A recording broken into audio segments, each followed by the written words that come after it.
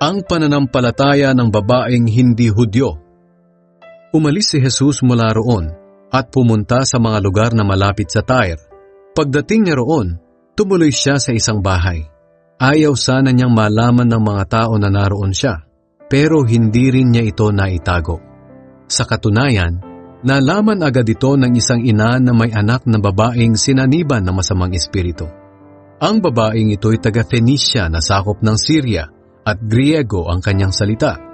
Pinuntahan niya agad si Jesus at nagpatira pa sa paanan nito at nagmamakaawang palayasin ang masamang espiritu sa kanyang anak.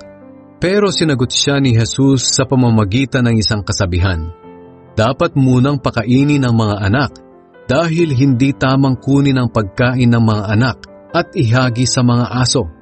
Sumagot ang babae, "Tama po kayo, Panginoon. Pero kahit mga aso sa ilalim ng mesa ay kumakain ng mga mumo na nailalaglag ng mga anak." Kaya sinabi ni Jesus sa kanya, "Dahil sa sagot mong iyan, maaari ka nang umuwi. Lumabas na sa anak mo ang masamang espiritu." Umuwi nga ang babae at nadatna ng anak niya sa higaan, at wala na nga ang masamang espiritu sa kanya.